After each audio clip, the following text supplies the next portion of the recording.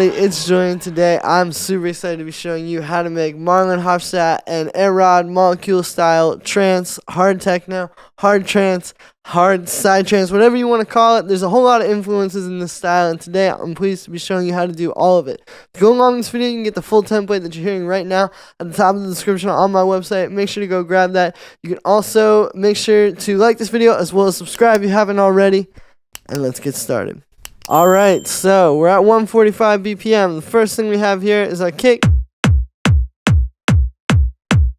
Nice, punchy, fat, hard techno kick, right? So again, really like the techno really comes through in the foundation of this. And that's why I say it's not just trance, you know. There's a lot of techno in there as well. But what we're doing here is you'll notice I'm making this a bit shorter. So when you're going to do this type of a bass, you have to also think about your kick, right? So if the kick is really long like this, check out what starts to happen. Here how they're bleeding into each other. You don't want that. So I've just taken it and I've shortened it. Now the key is don't shorten it too much. Don't do like, you know, that. Then you're not getting any body. You still want some of it. You just don't want the full like, you know. So you're just cutting that a bit. We're also cutting a bit of sub out of the way, and then we're boosting up here to give it a little bit more punch, and then I'm converting it to mono. Then we have our bass line. So just one note, all G, 16th notes, but you'll notice they're not touching each other. If you make them, you know, you don't get as much groove as when it's really short and punchy like that. So we got that. It's just a saw wave phase retrigger on, so you get a nice fat same sound every time. Low pass filter with a nice punchy envelope on it. Side chaining it to the kick. High pass, so we get rid of a little bit of the, you know, really deep sub that you wouldn't even really hear, that can just mess up your mix and your master. And then we're converting it to mono. So you want to start with these two elements, because you can hear as soon as I unsolo them, the whole thing is really like sitting on those. Right, so you got to get those right, and everything else will come. But then we got the rest of our drums. We got nice fat 909 hi-hat, but you'll see I made it really short and punchy, so it just sits just like with the bass line, like and the kick. The shorter notes hit and give it the groove. We got a clap.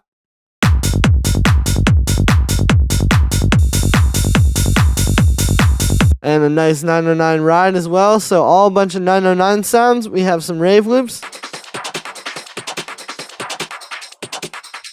One's in the mid-range.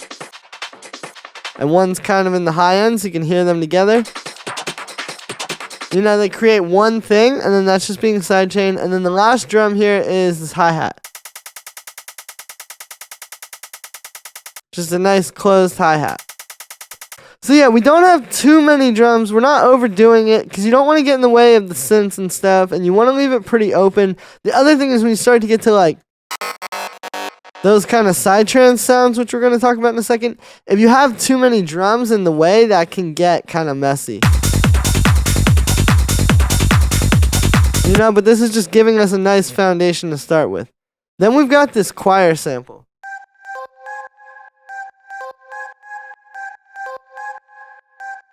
So we're just playing this kind of like evil melody. It's in C minor, so we're doing C, the root note, G, the 5th, and then G sharp, the 6th. So like 3 simple voices from the scale, and it's just going to sit well over top of that bass. Which I guess technically this would feel like G, and then this is like G sharp. It's kind of, it's just simple evil melody essentially. And then you can see we got this choir sample, a little bit of delay, a little bit of reverb, high pass, sidechain. Nothing really too crazy. It's mainly just the way it interacts with everything else. Then we got this vocal.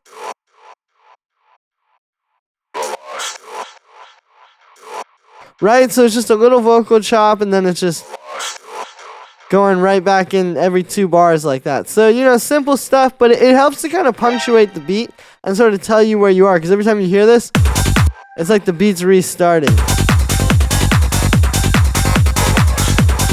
Right? And also the side trance sounds can kind of weave in and out of this as well. So this, as far as processing, we got a little bit of delay, a little bit of overdrive. Those two things for the like trance vocals are essentially the sound. Like if I take those off, See what I mean? For that kind of sound, those two things are like key. And sometimes if you put the distortion after, that can sound really cool too. You just gotta experiment. Then we're just side chaining and then high pass, and then we have our side trance little sequence. So these are used a lot in these types of tracks nowadays, and essentially the way you make it is you're gonna start with the MIDI. Actually, a lot of times when you hear these, they can seem a bit daunting because it sounds like a crazy sequence, and it's like, what automation are they doing? How is it? Really, I think the note lengths have a lot to do with it. You want your synth, you want your volume envelope to kind of be like this, where you see like there's no release, it's just a straight brick. You just hit a note and you hear it. And you can hold it as long as you want, but then if you hold it for like a second, you just get that, right? So then you can play with these note lengths and kind of make it like, so you see how the sequence kind of comes out of that, and then it's just about how you're modulating it inside of the synth. So the first thing is like wavetable synthesis is the key to these. You want to use wavetable or serum or one of these, because to get these sounds you need something that can like morph around like this, and wavetables are perfect for that. Like this Xmod drive, you can see as I move that around, like it really does a lot for it. It can really change this. And then same thing, the second wavetable here, this bit ring, same thing, like it changes a lot based on where it is on the wavetable, so you can get this like morphing sound. And then the way we're doing that is we just have LFOs with that don't re-trigger with the notes. We have those on the oscillator position, and there you go. Then just a bit of delay, sidechain, high pass. Don't try to over distort it, you know, just let it kind of live. And there we go. It's not actually that hard to make, but it's definitely one of those sounds that could blow you away if you're not really sure how to go about it. So there you go. As you can see, there's a lot of different types of trance going into this. You know, you can definitely hear it, and you can hear side trance, but I don't think it's just side trance. I also think there's a bit of hard style in there. I think there's a bit of just, you know, classic 90s trance, you know, when it was just a 909 and like a Roland Juno and all that kind of stuff as well. So there's a lot in there, but that's how you make it. Thank you very much for watching this video. Make sure to like as well as subscribe if you haven't already. You can get this full template from the video at the top of the description on my website. Make sure you go grab that. It'll really help you make your best trance track of your life today, immediately. I promise you. Thank you so much for the support, everybody. Every little bit helps, and I'll see you tomorrow with another video.